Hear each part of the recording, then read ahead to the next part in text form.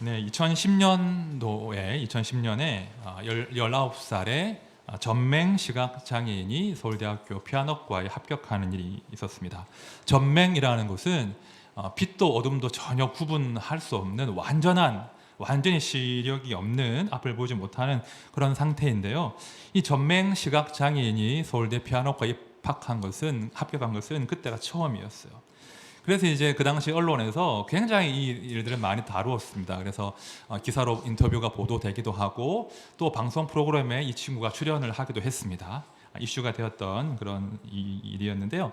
이 친구가 그런데 서울대학교 이제 합격하고 입학을 하기도 전에 그 당시 제가 간사로 섬기고 있던 SFC라는 선교 단체에 들어오게 됩니다. 한 선배님이 소개를 해주신 거예요. 이런 친구가 있는데 우리 SFC에서 너희 선교단체에서 이 친구를 좀 잘 돌봐주면 좋겠다, 특별히 부탁을 하셔서 제가 그 친구를 만나게 되었습니다. 만났는데 너무 다른 거예요. 그러니까 나면서부터 앞을 보지 못했으니까 뭐 많은 것들이 달랐습니다. 전혀 다른 세상을 살고 있는 친구였고 어떻게 이 친구를 도울 수 있을까 되게 조심스럽기도 하고 걱정도 되었습니다. 학생들이 모인 선교단체인데 다 어리지 않습니까? 어떻게 이 친구를 잘 도울 수 있을까 하면서 이제 그 친구를 제가 이제 받게 되었죠. 물론 정부와 학교의 지원이 있었어요. 기본적인 동선을 따라서, 그러니까 기숙사에서 강의실까지, 강의실에서 연습실까지, 식당까지 이런 기본적인 동선에 대해서는 이제 그 정부의 지원이 있는데 그 말고 다른 생활들을 하려면 다른 도움이 필요한 거예요. 그죠? 캠퍼스 생활을 좀 즐기려면 또 이제 동아리 생활, 선교단체 생활을 하려면 밤늦게 왔다 갔다 할 일도 많은데 누군가가 도와줘야 하는 그런 상황인데 참 제가 막막하더라고요. 그런데 그해 신입생으로 남학생 둘이 들어왔는데 그 친구들이 마침 기숙사에 살게 된 거예요. 그래서 제가 그 친구들 불렀죠. 용준아, 이렇게 누구야 하고 불러가지고, 금범이 용준이었는데 불러가지고 이런 상은이라는 친구가 있는데 아무래도 너희들이 같이 기숙사에 사니까 좀 돌봐줘야 되겠다. 그 어린 19살, 20살 친구들한테 제가 우리 피아노과에 들어오는 그 친구를 부탁을 한 거예요. 쉬웠겠습니까? 쉽지 않았어요. 이 친구를 돕는 일 참 쉽지 않았고 저희도 도울 준비가 안 돼 있는 거죠. 어떻게 도울지 모르기 때문에 좀 삐걱거리기도 하고 상은이가 서운해하기도 하고 그렇게 위기를 막 겪었지만 감사하게도 이 상은이라는 친구가 SFC라는 단체에 잘 정착을 하게 됐습니다. 저희가 선교단체니까 매주 한 번 예배를 드리거든요. 자주 예배를 드리는데 예배를 드리면 반주를 누가 했겠습니까? 이상은이가 했어요. 얼마나 반주를 잘하는지 지금도 활동하고 있는 피아니스트예요. 그래서 이 친구가 들어오게 되고 저희 공동체가 이 친구와 함께 하면서 얼마나 다른 공동체는 누리지 못했던 그런 특별한 감격과 감동을 경험했던 그런 시간들이었습니다. 자, 오늘 제가 이제 한 시각장애인의 이야기로 제가 말씀을 열었는데요. 오늘 본문에 그런 한 사람이 등장합니다. 날 때부터 앞을 전혀 보지 못한 맹인 시각장애인이 지금 등장하는데요. 요즘에는 이제 그 복지나 인권, 이런 장애인 인권, 장애인 인식 개선에 대한 노력들을 많이 하지 않습니까? 상식적이지 않습니까? 근데 예수님 당시에는 그렇지 않았어요. 예수님 당시에는 장애를 가지고 태어난다는 것은 엄청난 무시와 차별과 심지어는 혐오의 대상이었어요. 아주 혐오하던 그런 부류가 사람이 이제 시각장애인인데 그런 사람이 오늘 등장하는 거예요. 그런데 오늘 9장 말씀을 우리가 열고 있는데 놀랍게도 그 당시 사람들이 그렇게 차별하고 무시하고 혐오하던 그 한 장애인을 통해서 우리 예수님께서 위대한 일을 행하시는 거예요. 그죠? 후대에게 널리 전해질 만한 인생들을 향하신 놀라운 하나님의 계획이 한 무시당하던 차별당하던 혐오당하던 그 사람을 통해서 이제 일어나는 거예요. 여러분, 우리 예수님은요 늘 우리 인생들의 한계와 예상을 초월해서 놀라운 일을 하신다는 거예요. 그렇죠? 우리가 전혀 예상할 수 없는 그 자리에서 우리 예수님은 놀라운 기적을 행하십니다. 또한 동시에 지금도 동일하게 우리 가운데서 그런 역사를 우리 주님이 만들어 가신다는 거예요.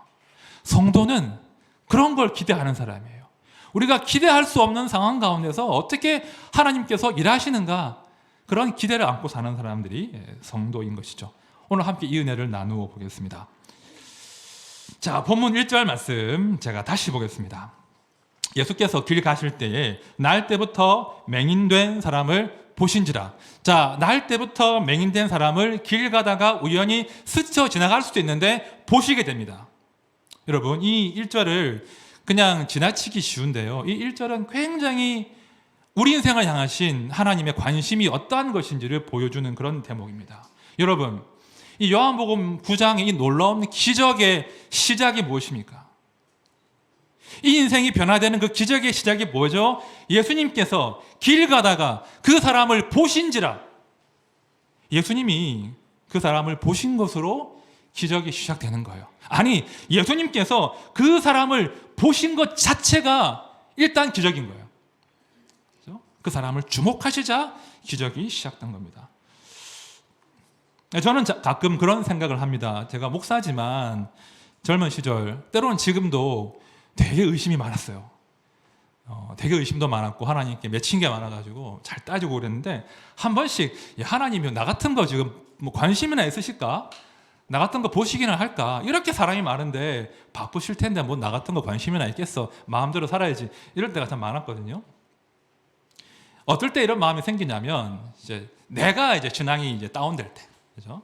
내 마음이 하나님께 사실은 내가 멀어진 건데 괜히 하나님께 책임을 돌리면서, 에이, 하나님 나 안 보실 거야, 나 같은 거한테 무슨 관심이 있을까, 이렇게 우리가 하나님께 핑계를 댈 때가 종종 있거든요. 아무튼 제가 그런 마음이 생길 때 꼭 찾아보는 성경 구절 가운데 하나가 이 출애굽기 3장 말씀이에요. 잘 보십시오. 여호와께서 이르시되 내가 애굽에 있는 내 백성의 고통을 분명히 보고, 내 백성의 고통을 분명히 보고 그들이 그들의 감독자로 말미암아 부르짖음을 듣고 그 근심을 알고. 그럼 이 구절은 굉장히 중요한 구절이에요. 우리 하나님께서 당신의 그 백성들을 향해서 이렇게 눈을 향하고 계신 거예요. 우리 하나님은 늘 당신의 백성들을 보고 계십니다. 이것이 성경이 말씀하시는 진리예요. 우리가 알지만 이사야 49장을 보면 이런 말씀도 하시지 않습니까? 여인이, 어미가 그 젖먹이는 자식은 혹시 잊을지라도 나는 너를 잊지 아니할 것이다, 나는 너를 잊지 아니할 것이라. 이것이 우리 인생을 향하신 하나님의 호소예요. 내가 절대 너에게서 눈을 떼지 않을 것이다, 너를 잊지 아니한다. 성도는 이 진실을 꼭 기억하고 사셔야 돼요. 항상 하나님이 나를 보고 계신다. 자, 그런데요, 항상 하나님이 나를 보고 계시면 좋으세요?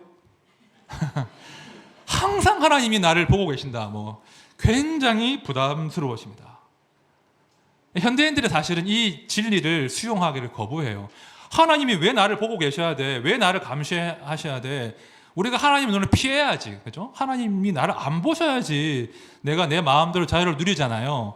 그래서 현대인들은요, 하나님은 멀리 계신 하나님, 혹은 내 인생에 무관심한 하나님, 심지어는 신을 죽었다라고 하면서 어떻게 하든 하나님의 눈을 피하려고 하는 거예요.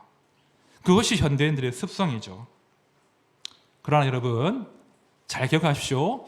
우리가 아무리 부정하고 싶어도, 아무리 부담스러워도 이 진리는 변치 않는 거예요. 하나님의 눈은 항상 당신의 백성들을 향해 있다는 거예요. 우리가 아무리 도망가고 싶어도 우리 하나님은 우리를 향한 관심을 거두지 않으시는 거예요. 그래서 하나님이 우리에게 무관심하실 수 없는 거예요. 당신의 성품상. 이것이 우리에게 관심 가지신 이 하나님이 우리 인생의 기적의 시작인 거예요. 이걸 늘 기억하십시오. 저는요, 한 번씩 목사지만 기도해도 해결이 안 될 때가 있잖아요. 그죠? 그런 일 얼마나 많습니까? 말씀 봐도 해결이 안 될 때가 있어요. 답답하고 해결이 안 되고, 그러면 참다가 한 번씩 밖에 나가요. 밤에 밖에 나가고, 어떨 때는 그냥 벤치에 들어 누워버리기도 하고, 하늘을 이렇게 멍하게 쳐다보기도 합니다. 그러곤 하나님께 호소를 하는 거죠. 때로 원망을 하는 거죠. 하나님, 저 이게 뭡니까? 어떻게 해야 되는 겁니까? 하나님, 지금 나 보고 계시죠? 좀 답을 좀 해보시라고. 어떻게 해야 되는 거냐고. 제가 막 하나님께 따지기도 하고, 그렇게 시간을 보냅니다. 답을 제가 기대해요. 하나님 뭔가 하늘에서 뭔가 좀 별똥별 하나 떨어지게 하시는가, 별이 하나 번쩍하게 하시거나 감동을 찌리리 주시면 좋을 텐데 답을 주실까요? 안 주실까요? 안 주셔요. 안 주셔요. 그러면 1시간 정도 있다가 들어가요. 춥고 졸리니까. 그리고 잠을 잡니다. 하나님 답도 안 주시고 들어가자. 잡니다. 그런데 여러분, 하나님께 답을 주세요. 예상치 못한 순간에 뜻밖의 사람을 통해서, 뜻밖의 말씀을 통해서 하나님은 늘 신실하게 답해 주시더라고요. 내가 너 보고 있고, 내가 너 알고 있고, 너 힘든 것 알고 있고, 걱정하지 마라. 내가 너와 함께한다. 그러면 또 제가 힘을 내는 것 아니겠습니까? 성도의 인생이 그런 거예요. 내가 하나님의 눈 앞에 있다. 그것이 우리 인생을 지탱하는 것이고 우리 인생을 기적으로 이끌어가는 그런 것 아니겠습니까? 역대하 16장 9절 말씀 보십시오. 여호와의 눈은 온 땅을 두루 감찰하사 전심으로 자기에게 향하는 자들을 위하여 능력을 베푸시나니. 여호와의 눈은 온 땅을 샅샅이 뒤지시면서 자기에게 향하는 자들을 보고 계신단 말입니다. 그래서 성도는 길바닥에서도, 그 지하실 같은 그 인생의 바닥에서도 희망을 이야기할 수 있고 소망을 노래할 수 있는 거예요. 그것이 결코 허황되지 않는 것은 우리를 하나님께서 보고 계시기 때문이에요. 그것이 성도의 배짱인 거예요. 길바닥에서 우리는 하나님의 구원과 기적을 기대할 수 있는 것, 그것이 성도의 힘인 거예요. 자, 이렇게 예수님께서 한 인생을 주목하시고 이제 기적의 스토리가 시작이 되는데요. 제자들은 이 상황을 전혀 분간을 못해요. 이게 참 아픈 대목인데, 제자들은 예수님의 그 시선의 의미를 알지도 못한 채 지금 엉뚱한 소리를 합니다. 2절 보십시오. 제자들이 물어 이르되 랍비여, 이 사람이 맹인으로 나는 것이 누구의 죄로 인함이니까? 자기니까? 그의 부모니까? 여러분, 2절의 이 말씀을 읽을 때 어떻게 마음이 어떠십니까? 그냥 담담하세요?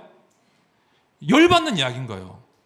지금 제자들이 말도 안 되는 허무맹랑한 소리를 하고 있는 겁니다.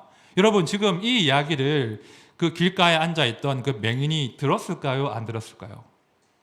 저는 들었다고 봐요. 2절을 보시면 한 제자가 아니라 제자들이 이구동성으로 물어봐요. 분명 들었을 거예요. 다시 말하면 지금 이 제자들의 안중에는 이 맹인의 고통은 없는 거예요. 이 사람이 내 이야기를 듣고 우리 이야기를 듣고 기분이 불쾌하거나 상처를 받거나 언짢거나 전혀 개의치 않고 그냥 물어보는 거예요. 아주 고약한 사람들이죠. 요즘 같으면 이런 소리를 하면 어떻게 되겠습니까? 고소당합니다. 그렇죠? 뺨 맞고 고소당할 그런 몰상식한 말을 제자들이 하고 있는데요. 안타깝게도 이것이 당시 유대인들의 종교적인 상식이었다는 거예요. 너무나 가혹한 신학을 그들이 가지고 있었어요. 유대인들은요, 이 사람이 장애를 가지고 태어나는 것은 하나님의 심판이라고 단정해버린 거예요. 인간의 모든 불행은 마치 공식처럼 인간의 모든 불행은 죄에 대한 심판이다. 그러므로 이 자가 불행을 겪고 있다면 이 자가 모태에서, 엄마의 태에서 죄를 지었거나 아니면 그 부모가 죄를 지어서 자식이 벌을 받는 거야 라고 하는 잔혹한 해석을 지금 하고 있는 겁니다. 정말 잔혹하죠. 그죠? 그 한 시각장애인의 인생을 완전히 짓밟아버리는 그런 잔혹한 해석을 하고 있는데요. 그런데 여러분, 이렇게 해석을 해버리면 좋은 점이 있어요. 그 사람은 고통당하지만 나머지 사람의 마음이 조금 편안해져요. 일단 답을 알잖아요. 죄 때문에 벌 받은 거야. 동시에 그 사람을 많이 동정할 필요가 없어요. 그 사람의 아픔에 공감하거나 막 도와줄 의무감이 생기지도 않아요. 왜냐하면 하나님께 벌을 받아 정당하게 지금 그 죄에 대한 심판이 집행되고 있는 거니까 굳이 동정하거나 이 사람을 도울 이유가 없는 거예요. 벌 받는 건데 그냥 무시해버리고 혐오해버리고 차별해버리면 그만인 거예요. 그런 고약한 신학을 유대인들이 만들어낸 겁니다. 그런데 여러분, 이 신학을 가만히 보십시오. 굉장히 허점이 많아요. 이 사람이 죄를 지어서 장애를 갖고 태어났다라고 지금 해석을 하고 있는데 이 신학은 정말 허술해요. 자, 우리가 요한복음 8장을 기억한다면 예수님께서 모든 사람을 죄 아래 두셨잖아요. 너희가 모두 죄인이지 않니? 너희가 모두 죄의 종이지 않니? 라고 8장에서 분명히 선언하셨거든요. 심지어 다윗은 이런 고백도 했습니다. 시편 51편 들어보십시오. 내가 죄악 중에서 출생하였으며 어머니가 죄 중에서 나를 잉태하였나이다. 그러니까 모든 사람은 죄인이에요. 유대인들은 모르지 않아요. 다윗은 심지어 내가 죄악 중에서 출생하였다고 해요. 그러면 질문해 봅시다. 다윗이 장애를 가지고 태어났나요? 혹은 지금 저 사람이 죄 때문에 장애를 가진 거죠? 라고 묻는 그 제자들은 죄를 짓지 않아서 지금 정상적으로 사는 겁니까? 굉장히 허술한 신학을 이들이 발전시키고 있는 거, 웃기는 일인 거예요. 그죠? 그러니까 인생의 불행을 그 죄의 결과로 해석해버리는, 인간의 모든 불행이 죄의 결과다라고 해석하는 이 신학은요, 나한테는 은근히 면죄부를 주면서 타인의 불행을 정죄해버리는 아주 무서운 신학인 거예요. 장애를 갖고 태어난 것만 해도 너무나 아프고 힘겨운 것인데, 그죠? 장애를 가진 것만 해도 내가 신적인 형벌을 받아서 무거운 것인데, 내 인생이 하나님의 심판이라고 하는 그 사회적인 혐오와 차별을 당하니까 이중적인 형벌을 이 사람이 당하고 있는 그런 고약한 상황인 겁니다. 그죠? 아주 고약한. 그 당시의 종교적인 그 신념 때문에 한 사람이, 그죠, 자신의 인생을 완전히 부정당하고 동시에 그 사람은 하나님도 오해했을 거예요. 우리 하나님 죄에 대해서 냉정하게 심판하시는 무서운 하나님, 감히 다가설 수 없는 무서운 하나님으로 오해할 수밖에 없는 그런 상황이 된 거죠. 자, 그러자 이 상황을 우리 예수님께서 돌파하십니다. 자, 3절 말씀 다 같이 읽겠습니다. 시작. 예수께서 대답하시되 이 사람이나 그 부모의 죄로 인한 것이 아니라 그에게서 하나님이 하시는 일을 나타내고자 하심이라. 여러분, 이 3절의 말씀도 예수님의 감정이 들어갔다고 좀 봐요.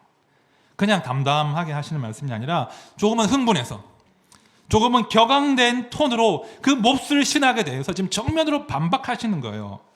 한 사람의 인생을 완전한 불구로 복구 불가능한 그런 상태로 만들어버린 그 시대를 향해서, 그 사람들을 향해서, 하나님을 오해하게 만든 그 당시에 무서운 신학을 향해서 우리 예수님께서 분노하시는 거예요.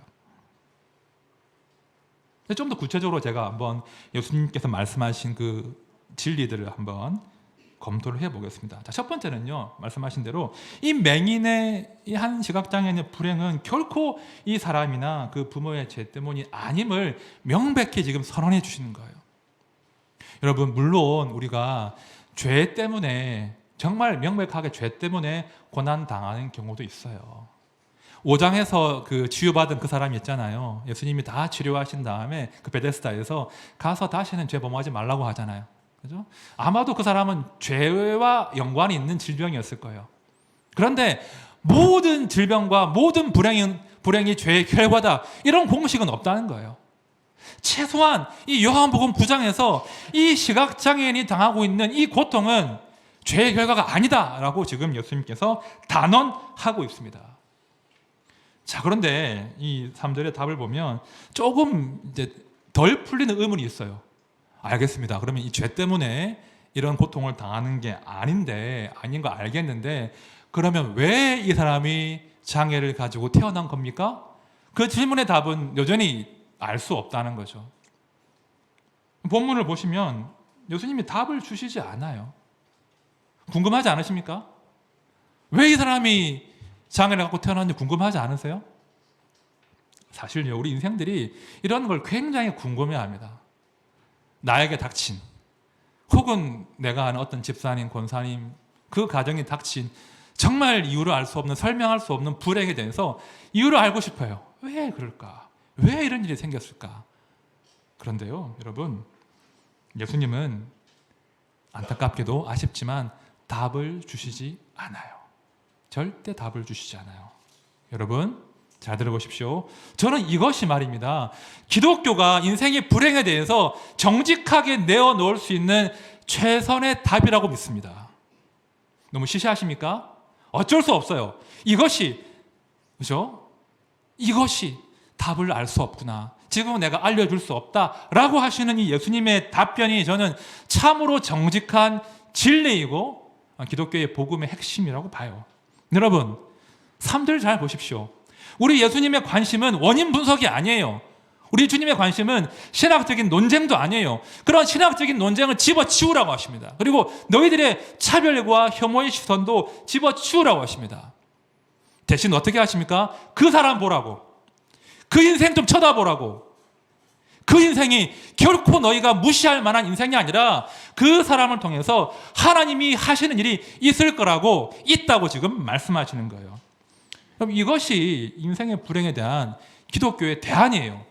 어떤 답을 찾는 것이 아니라 그 인생이 소망이 있음을 선포하는 것이 복음이고 기독교의 대안이란 말입니다. 3절 다시 한번 읽어봅시다. 시작. 예수께서 대답하시되 이 사람이나 그 부모의 죄로 인한 것이 아니라 그에게서 하나님이 하시는 일을 나타내고자 하심이라. 여러분, 이 맹인이 지금 마주하고 있는 그 흑암과 혼돈과 그 공허함과 무질서 말입니다. 결코 이유는 알 수 없어요.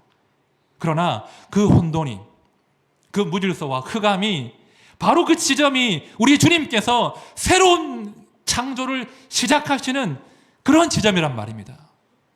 그의 그 고난의 자리는 하나님의 지극한 관심의 대상이고 그 고난의 자리에서 하나님의 재창조가 지금 이루어진다는 거예요. 이것이 우리가 발견해야 될 두 번째 진리예요. 그에게서 하나님이 하시는 일이 나타날 것이다. 여러분, 혹시 오해하시면 안 됩니다. 하나님께서, 예수님께서 요한복음 9장을 집필하시기 위해서, 이 요한복음 9장의 이 스토리를 완성하시기 위해서 이 사람이 장애를 갖고 태어나게 하셨다. 그렇게 해석하면 되면 안 됩니까? 되면 안 되죠. 그거 아닙니다. 이유도 알 수 없다고요. 이유를 알 수 없고요. 주님이 알려주시지 않아요. 하지만 분명한 것은 지금 그에게서 하나님이 하실 일이 드러난다는 거예요. 지금 그의 인생 가운데 예수님이 개입하십니다. 그 인생을 재창조하신다는 거예요. 6절과 7절 말씀 제가 봅니다. 이 말씀을 하시고 땅에 침을 뱉어 진흙을 이겨 그의 눈에 바르시고 이르시되 실로암 못에 가서 씻으라 하시니, 실로암은 번역하면 보냄을 받았다는 뜻이라. 이에 가서 씻고 밝은 눈으로 왔더라. 여러분, 굉장히 의미 있는 말씀인데요. 우리 주님이 평소에 기적을 행하실 때는 어떻게 하셨습니까? 말씀으로, 말씀으로 심지어 성남 바다도 제압을 하셨는데 지금은 그렇게 하지 않으세요. 땅에 침을 뱉고 진흙을 이겨서 이렇게 그의 눈에 착 바르시는 거예요. 우리가 말씀을 볼 때 성경에서 비유 말고요, 하나님이 직접 흙으로 무엇을 만드신 것은 딱 두 군데밖에 없어요. 첫 번째가 어디겠습니까? 창세기에서, 그죠? 하나님께서 흙으로, 그죠? 사람을 지으신 그 장면이 첫 번째 장면이고요. 그리고 두 번째 장면이, 유의한 두 번째 장면이 오늘 요한복음 9장 사건이에요. 하나님이 그의 눈을 창조하시는 거예요. 그죠? 그의 눈을 지금 창조하십니다.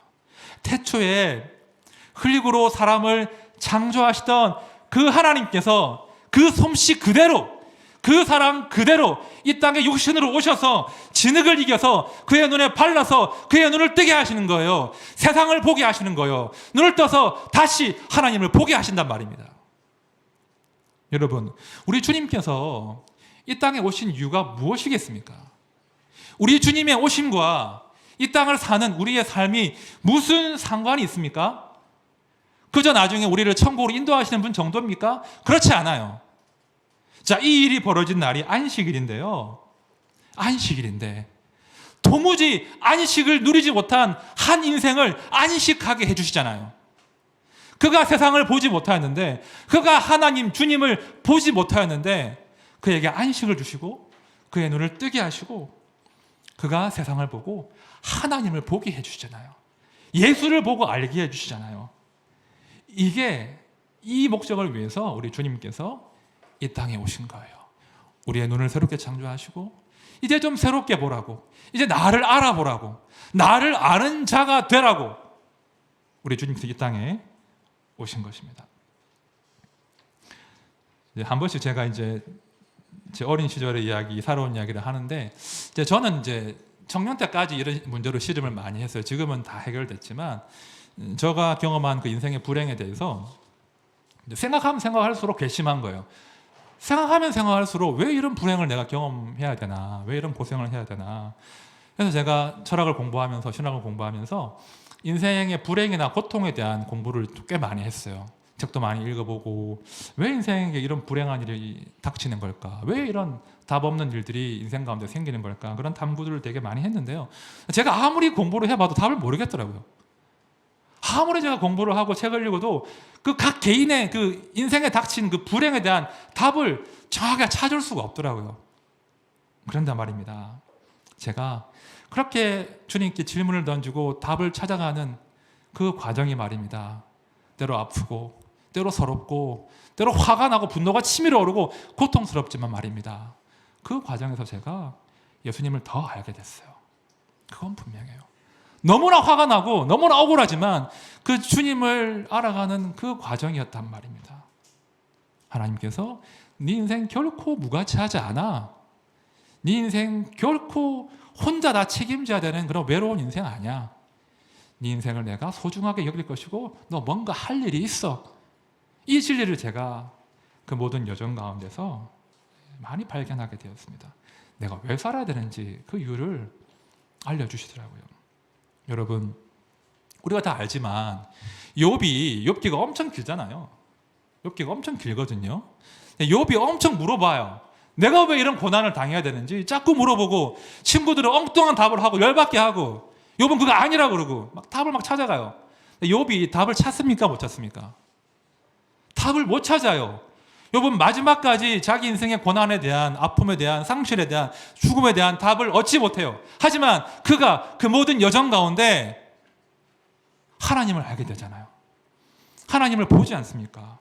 욥기 말씀 보십시오. 내가 죽기에 대하여 귀로 듣기만 하였사오나 이제는 눈으로 주를 배움나이다.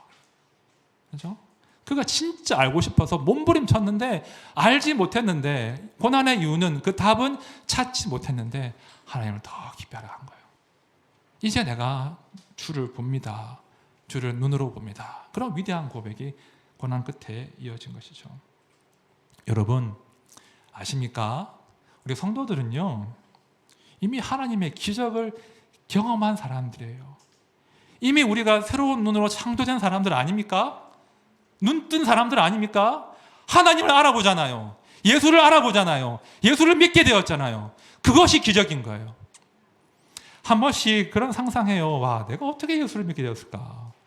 저 지금은 좀 많이 성화되었지만 굉장히 삐딱하고 비판적이고 의심도 많거든요. 와, 내가 어떻게 예수를 믿게 됐을까?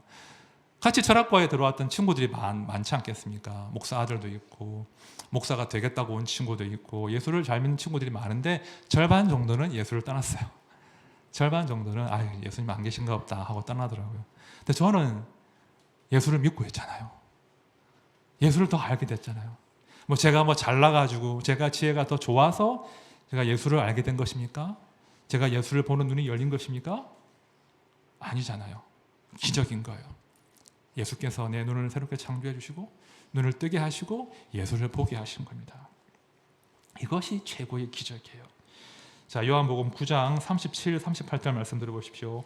예수께서 이르시되 내가 그를 보았거니와 지금 너와 말하는 자가 그이니라. 이르되 주여 내가 믿나이다 하고 절하는지라. 이게 기적이에요. 이 사람이 눈을 떴고 예수를 알아보고 내가 주를 믿나이다 하고 그 앞에 절합니다. 이것이 정말 성도가 경험하는 진짜 기적인 거예요. 여러분, 성도는요, 세상과 사람을 보는, 또 내 인생을 보는 새로운 눈이 열린 사람들 아니겠습니까? 그죠? 예수님이 보는 방식으로 세상을 보고 이웃을 보고, 예수님이 세상에 반응하는 방식으로 세상에 반응하는 것이 성도예요.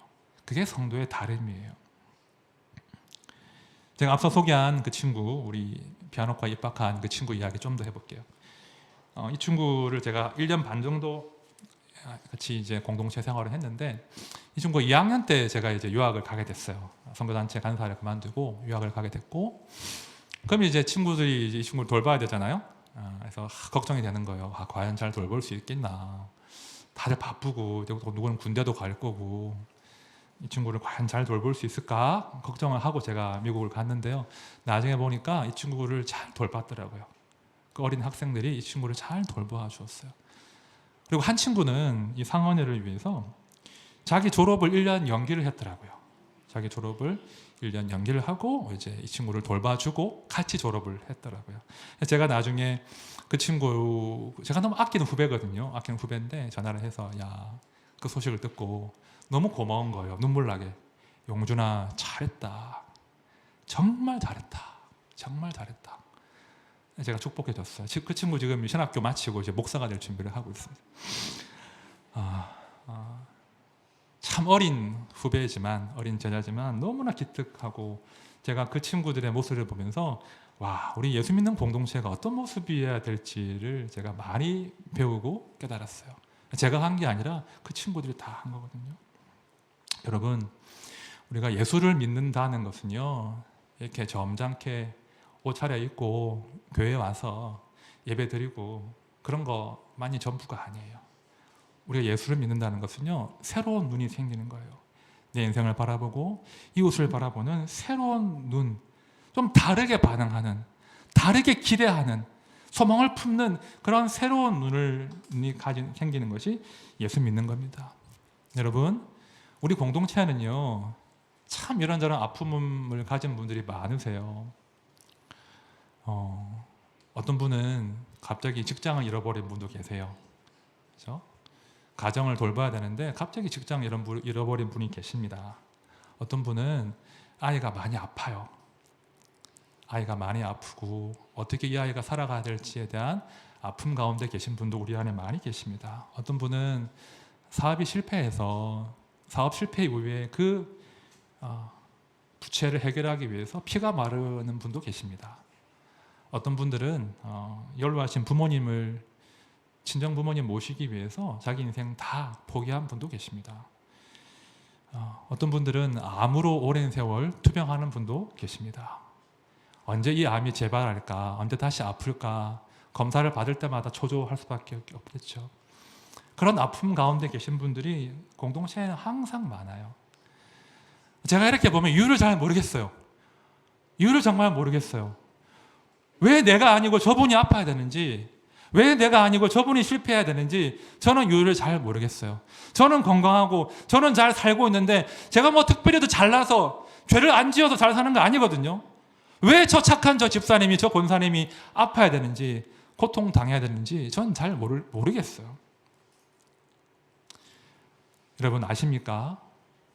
사실은 이유를 모르잖아요. 왜 하필 저분인지, 또는 왜 하필 나인지 이유를 알 수 없는데요. 제가 이 부분을 가지고 씨름하는데 하나님이 그런 마음을 주시더라고요. 그 공동체에 주신 그 아픈 사람들은, 그 아픔을 품고 사신 분들은 어쩌면 너희들을 대표해서 고통과 불행과 싸우고 계신 거야. 우리 모두가 사실은 예외 없이 누구나 갑자기 불행과 고통을 당할 수 있어요. 그런데 하나님께서 어쩌면 그 몇 분을, 그죠? 우리 대신해서, 그죠? 고통과 싸우는 분으로 선발하신 거예요. 이 말이 참 고약하지만 선발의 이유를 알 수 없어요. 왜 내가 선발되었는지 알 수는 없지만 하나님은 그렇게 어쩌면 우리를 대신해서 그 모든 불행과 아픔을 싸우게 하신다는 거예요. 여러분, 그러므로 여러분 기억하십시오. 그 지체의 아픔은 나의 아픔이에요. 그 지체는 나 대신해서 고통당하고 있는 거예요. 나 대신해서 뜻밖의 불행을 경험하고 있는 거예요. 그러므로 지금 내가 평안하다면, 지금 나에게 문제가 없다면, 내가 잘나서, 내가 잘해서 이런 교만에 절대로 빠지시면 안 돼요. 대신 나에게 허락한 그 평안에 대해서, 형통에 대해서, 재물에 대해서 아픔 겪는 그분에게 나누어 줄 의무가 있음을 기억하셔야 돼요. 여러분, 내 주변에 있는 아픈 분들은요, 너무나 소중한 분인 거 아십니까? 왜 그분들이 소중한 줄 아세요? 하나님께서 그분을 통해서 일을 행하시잖아요. 하나님이 그분이 그 고난과 불행을 돌파할 수 있도록 그분의 인생 가운데 역사하시잖아요. 그 역사를 우리가 볼 수 있는 거예요. 그러므로 우리 공동체에 그런 분들은 너무나 소중한 거예요. 너무나 귀한 선물인 거예요. 아프지만 우리가 그분을 위해서 응원하고 함께 울고 함께 웃어야 되는 거예요. 그것이 이 땅에 공동체를 주신 하나님의 이유입니다. 우리가 알지만 로마서의 말씀, 이제 말씀을 정리할 텐데요. 이 말씀 제가 읽어드릴게요. 즐거워하는 자들과 함께 즐거워하고 우는 자들과 함께 울라. 즐거워하는 자들과 함께 즐거워하고 우는 자들과 함께 울라. 우리 인생은요, 이렇게 서로에게 은혜와 선물이 되는 거예요. 그렇죠? 내 즐거움이 있다면 나만 누리는 것이 아니라 내 것이 아니니까 함께 누리는 거예요. 누군가의 고통이 있다면 그 고통은 우리 모두의 것이기 때문에 함께 울고 함께 그 불행에 대해서 씨름하고 싸워 나가는 거예요. 그것이 이 땅에 공동체를 주신 하나님의 이유입니다. 우리 하나드림교회가 함께 예수님 주시는 그 새로운 눈을 가지고, 그렇죠? 함께 울고 또 함께 울고 또 서로의 아픔들을 보듬어주고 선한 것들을 함께 즐기며 나누는 그런 귀한 믿음의 공동체로 성장하기를 진심으로 축원드립니다. 우리 찬양합시다. 원하고 바라고 기도합니다라는 찬양 잘 아시죠? 이 찬양은 성도의 기도가 어떤 방향으로 나아가야 될지에 대한 분명한 내용을 담고 있습니다. 우리가 구할 것은 새로운 눈이에요. 그 새로운 비전이에요. 그 눈으로 세상을 보고 그 눈으로 살게 해주십시오. 우리 함께 찬양합시다.